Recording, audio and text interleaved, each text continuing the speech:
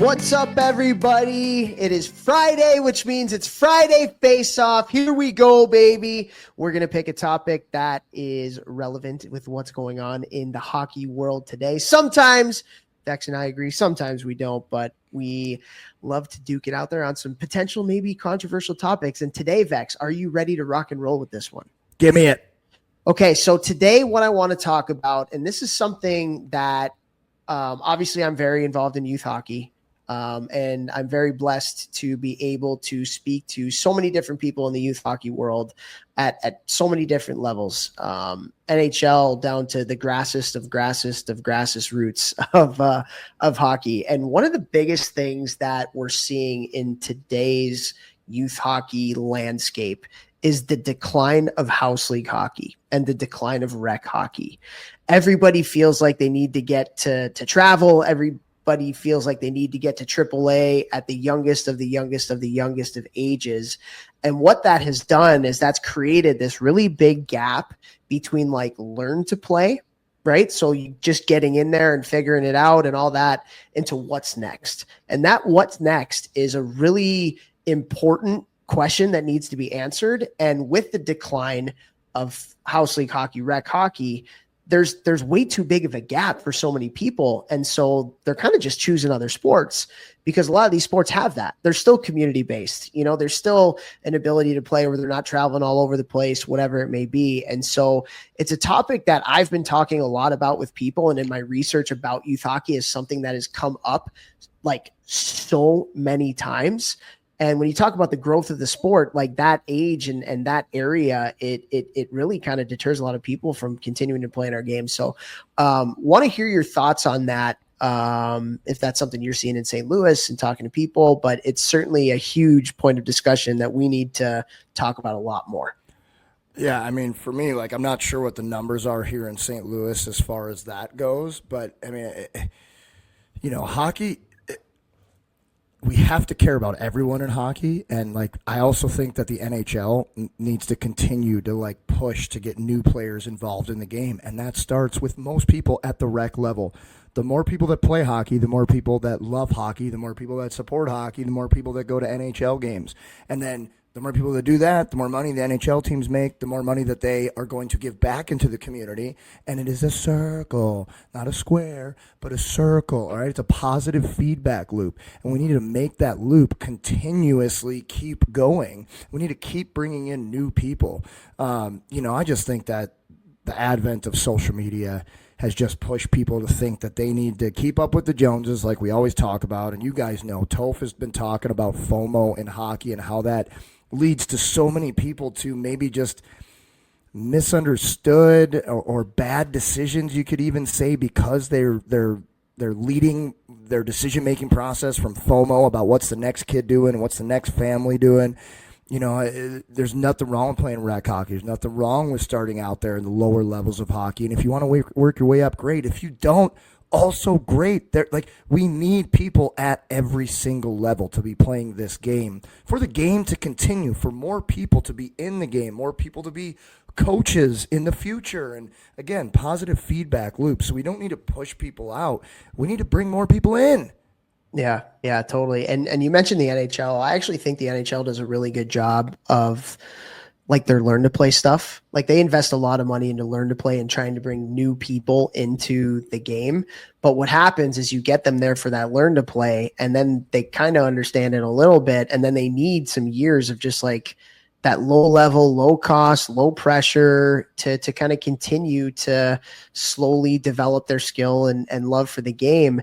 And so we pass them off to the youth hockey model of today, which is so businessified and so pressurized at such young ages. And I think we're losing a lot of people because of that gap. They're not good enough, or the family doesn't have enough time or money to be able to get thrust into travel, and all that kind of stuff. And so we got to do a better job of that, like that next step of creating those like house leagues and those rec leagues that isn't as serious, and educating people that that's okay.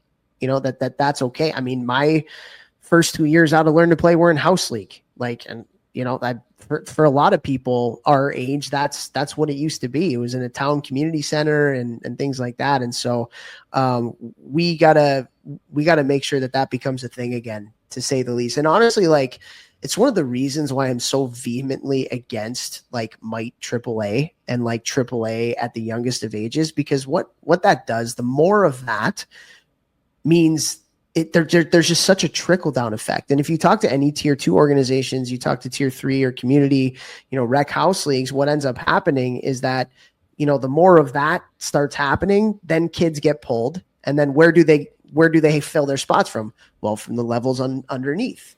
And so then it keeps kids from the lower levels keep getting pulled up and pulled up and pulled up. And then all of a sudden there's not enough kids at the youngest ages of those lower levels to field these house leagues in one rink or 2 or 3 rinks in a similar community or surrounding towns. Right. And so I really think when it comes to like the growth of the game, this is one of the biggest problems that we need to solve in hockey, is making rec hockey, house league hockey, especially at the youngest of ages, really, really relevant again.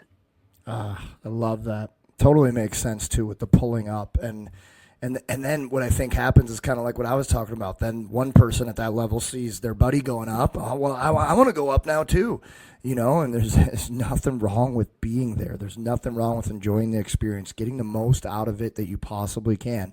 Then if you decide you want to move up, go ahead. But if you also we got to get back to, like, so many people put their kids into youth sports now with the goal of going pro or getting a scholarship. And it's just like, there's nothing wrong with you being like, hey, this could happen. But when they're young and they're starting out, that is not the motivation. You are so far away from either of those things happening. You got to be where your feet are. You got to live in the moment. You got to make the most out of where your feet are, and then take things as they come. But we don't got to be in this like crazy rush to just move forward and move up, and especially at the youngest levels and the lowest levels. Yeah. And one thing that I want to say too, because I have talked to people about this, particularly ones that run programs, and the one thing that they tell me a lot of the time, which I think is a huge cop out when it comes to this, is what? Can you guess? Well, it's what the parents want. It's what the parents want. They're the consumer, and we got to give it to them. Right. And what I would say to that is, if you're going to give me the line of this is what parents want, it better be from a survey from all the parents in your organization, not from a couple conversations that you've had with a couple of the crazy parents in your organization. And it's really easy to go that route, especially in the business model of youth hockey, because if you call it house league, you charge this much. But if you call it travel, now we can double that or even triple that. And that's more money that's coming into our organization, to our for-profit rink, which makes the investors happy, which we all know that that's a big part of the reason why. And so, like, don't feed me the line. Do not feed me the line, please, of this is, yes, you're right in a certain sense that this is what some parents want.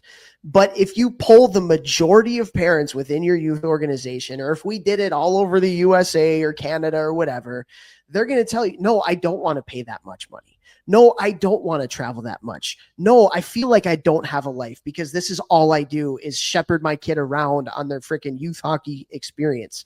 Like, that is not what the majority want. And oh, by the way, like, the long, slow way is the right way to develop kids too. So, like, for all of you that feel like, you need your kid to be at X, Y, and Z by 8 years old, it's just not the case. It's just not the case. And I can back that up with data. I can back that up with stats. I can back that up with anecdotal evidence. Like, at the end of the day, right? Vex, you and I talk about this a lot. The most important thing is that these kids develop a love for the game, whether that's the growth of our sport, keeping people in our sport that are already in it, whether it's you want to be an elite athlete or you want your kid to be an elite hockey player. The most important thing is that they have to develop a love for the game, and making it too serious, too quick will not achieve that goal. And for everybody running the programs out there, I think that is something that we really need to have an honest conversation about, because this gap, this decline of rec hockey and house hockey, especially at the younger ages, is not doing our game any favors on any of those fronts. just going to lose more people. We don't need to do that. We don't need to add another crazy expensive option. We need to add more less expensive options. Yeah, 100%, man. 100%. All right. I would love to have more conversations on this. You're going to hear me talking more about it in the future. But for now, we only got 10 minutes. Time is up.